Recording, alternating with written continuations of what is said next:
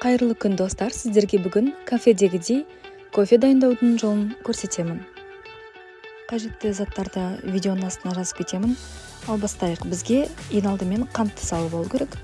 4 чай касык кант салдым және де 4 чай касык кофе.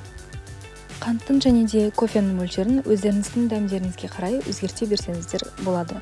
Кимге таттыраак унайды, кимге ашыраак унайды деген сыяктуу. Кантты және де кофени салган соң үстүнө ыстык суу куябыз. Және де осы барлык ингредиенттерди биз капучинизатордун көмөгү менен көпүртүүбүз кажет.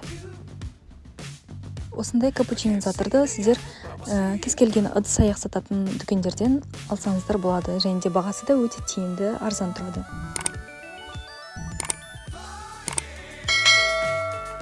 Биздин массамыз көлөмүндө үлкөйүп, улгайып, көпүргенче осы капучинизатор менен биз оны ары карай аралаштырып көпүртүүбүз кажет.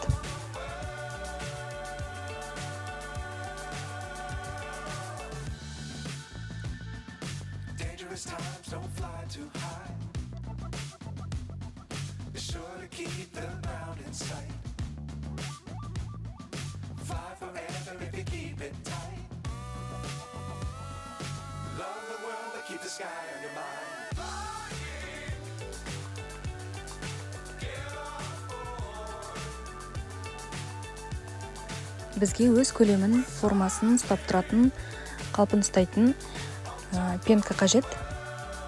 Сол үчүн көзбен карап, кай кезге дейин көпүртүүдө өзүңүз карайсыздар. Көпүртүлгөн массаны өзүңүз дайындап койгон ыдыстарга бөлүп куюп аласыз. Мен 2 чашкага 2 ыдыска дайындагандыктан оны теңдей бөлүп куюп аламын.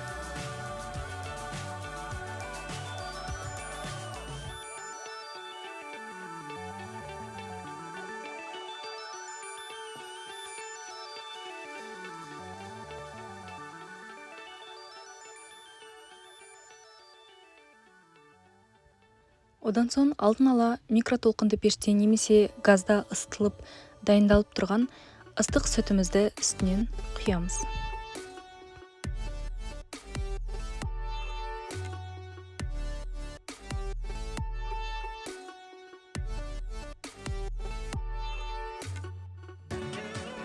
Осымен биздин үй жагдайындагы дәмдүү кофемиз дайын.